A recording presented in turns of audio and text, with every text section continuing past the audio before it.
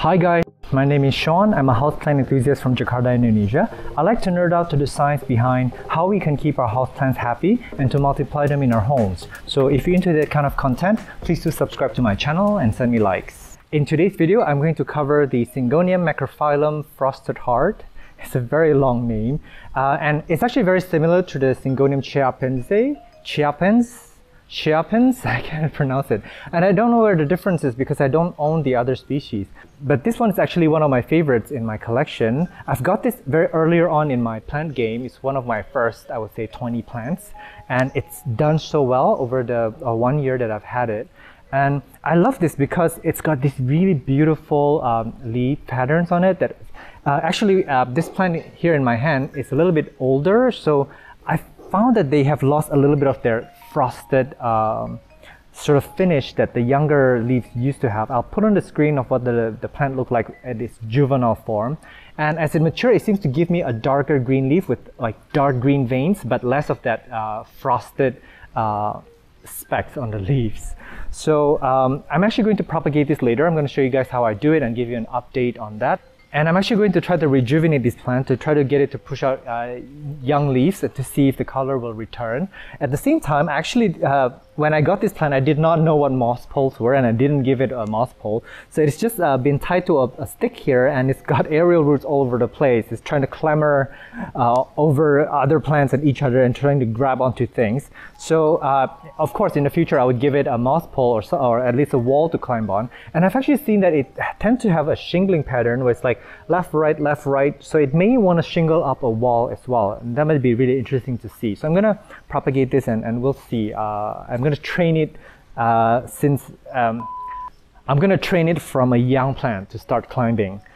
In terms of the care, this plant can take a wide range of conditions, seeing that it's a Syngonium. It can take low light, but I don't recommend it, as it will start to elongate and start to give you smaller leaves and slower growth at the same time. But it can also take some direct sunlight, dappled direct, not full sun.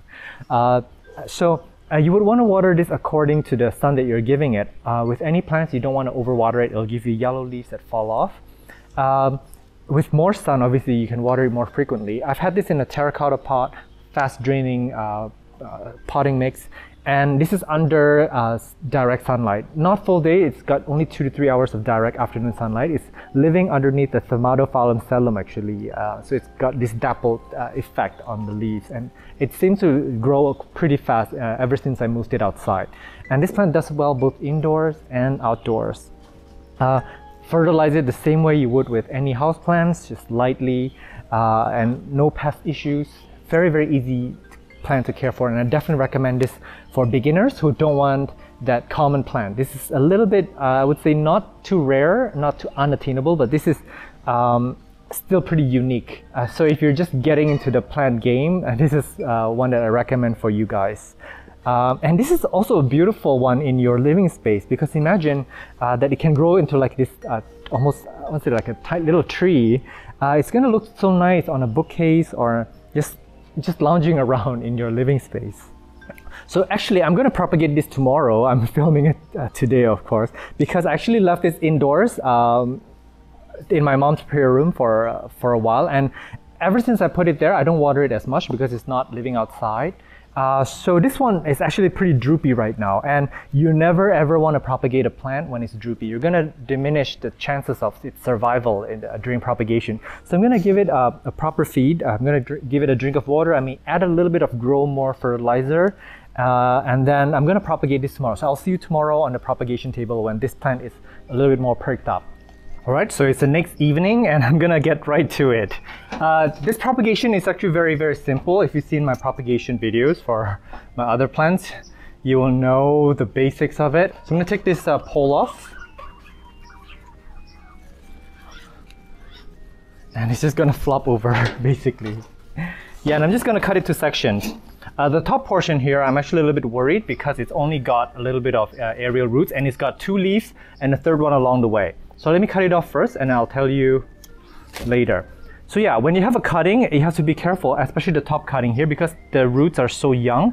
Imagine this tiny bit of roots have to actually support the 2 leaves and this one. The third one is gonna drain so much energy because it's trying to push out Oh, it's bleeding white sap. I didn't know that they do that. That's interesting.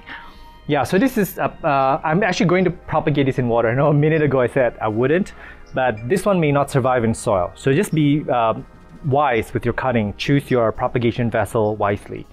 The other ones, I'm going to show you right here. I'm going to do single leaf. I have never propagated these before. I never looked it up before online, but I kind of had a feeling that with most aeroids, you have a node, you have your aerial roots, you have your leaf, and then there's going to be a growing eye somewhere where the new leaf is going to come from. So each node will be one plant.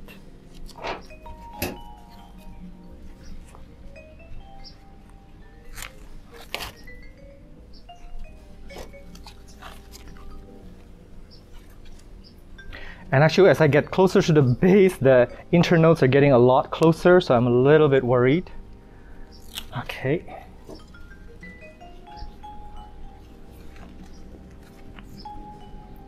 I may actually do some of these with 2 leaves on it.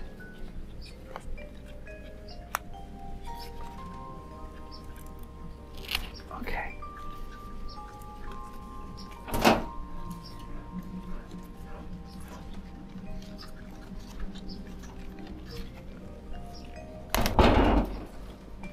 Yeah, one of the aerial roots shot through the plant. It stabbed through the plant itself. So this is one cutting that's quite interesting to 2 leaves. So this will work as well if you have 2 leaves. In fact, this may even grow faster for you because it's got 2 leaves for photosynthesis, it's got 2 nodes, it's got a lot of aerial roots. So I may actually do that because I'm actually running out of pots. These are all the pots I have left. I know I just bought like a lot of pots, but I keep running out. So I'm actually gonna do some of these in sections of 2s.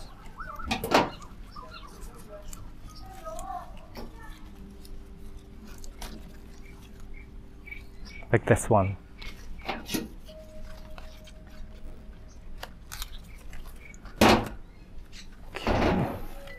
Some of them have even rooted all the way down into the soil. I'm just going to cut it off. Like, this is enough roots for me. Ooh, I have like sticky sap all over the place. All over my hands. Very nice. I'm going to do just one more. Yeah, I'm going to just leave this 2 on here. Very, very generous.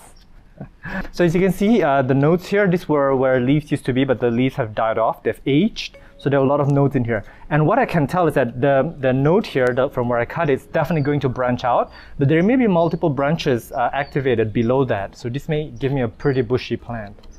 And what I'm going to do is, hang on, I'm supposed to unpot this and carefully do this. But you know what, I have so much things to do. I'm just going to stab it through. I may disturb some of the root system in there, but this plant will forgive me, I'm pretty sure. Yeah, I'm just going to leave it like this.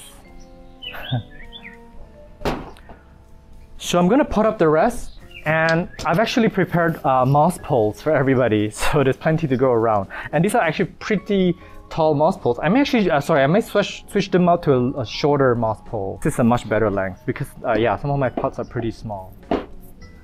Yeah, I'm going to pot these up and I'll be right back. Okay, so I've potted these guys up. It took about 15 minutes, not very long.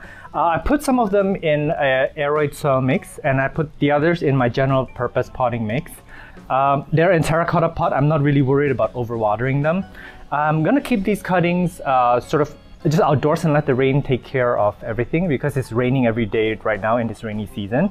Yeah, and you're not really as prone to overwatering when it's rainwater because rainwater contains a lot of oxygen and nitrogen, a lot of air particles.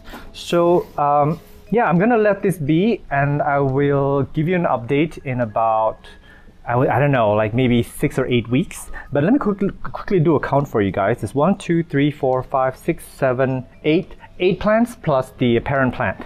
So yeah, I'm very excited to see how they do. See you. Ooh, sorry, I forgot. There's one more that I'm gonna prop in water. I'm gonna watch the roots grow. So there's 9 plus a parent plant. So I'll see you in a few weeks. Hi guys, so this is a 6 weeks update on the propagates, and I actually put them on the table the same way that I laid it out before. It took me a while to track all these plants down because I put them everywhere around the house. That was a really bad idea. I should have kept them together. But I'm going to go quickly with a tour from left to right. So a lot of them that had 2 leaves, actually the leaves yellowed up and died off almost immediately, within 2 weeks, I would say. So I was actually really freaked out about that. However, as you can see here, a new vine has appeared, and the bottom part, oh, actually, you know what? I see something else here. So I see 2 growth points. So amazing. So I guess this is taken from a 2-leaf cutting that has probably 2 nodes, that's why we get 2 branches. Yeah, the roots rooted without any leaf, and it's doing really well. And then next to it here is the parent plant, and it's putting out these leaves, and I can see a little bit of that frosting that the baby leaf would have. So hopefully I'll get more of those in one of these pots, because it's really pretty beautiful. It's what gives the plant the name Frosted Heart. And this parent plant here, I made the cut right here. As you can see, it's putting out growth like crazy. Look at that. And hang on, let me go around the back. Look at that. Whoa, that's all the growth points that are activated. So these are all going to put out branches. So this is going to become a crazy plant. Amazing. And next to it here is another plant that the leaf died off, but no worries. It put out this tiny little leaf. I don't know if the camera's going to zoom. This is actually a leaf, this sharp point here. Very cute. And this one isn't doing anything yet, but it's alive, I can tell. It'll put out something from below. I'm not gonna dig it up for you guys, sorry. And here's a 2-node cutting, and one of them is already putting out leaf. If the same is true with this one, probably another branch would appear from below, hopefully. And here's another one that the leaf died off, but it's putting out a new leaf. And this one as well. So they don't really need a leaf, you guys. They can be propagated by wet stake almost. And I actually propagate this the same way I do with a lot of the plants that actually died off, like the Philodendron Pink Princess, and I let the rainwater rain on it. So I don't really even take care of it. It's not really going to overwater as easily as a lot of your philodendrons. So this plant is super good for propagation, for practice, and to gain confidence in propagation. It's super fun, and it's also a beautiful plant. In case I didn't stress that enough, I love this plant so much. And it's a fern trying to get in frame. So this is actually the top cutting that I rooted in water. It put out a new leaf while it was in water, and then I moved it into a potting mix. Sorry I didn't film that part, but it rooted quite beautifully at the time. So this top cutting is going to do just fine. It's going to do really well. And as you can see, top cuttings usually will put out the leaves faster, and it will not have super juvenile leaves. The leaves are going to continue being pretty big size. I love that. Do you see the dots around the veins? That's just so pretty. I love it. So yeah, I guess that's all for today. I thank you so much for watching. I hope that you guys can pick up one of these in your area. I'm at Botanist on Instagram. If you want to DM me on any questions regarding plant care and propagation, I'll try my best to get back to you. Meanwhile, do take care and stay safe. I will see you in the next video. Bye.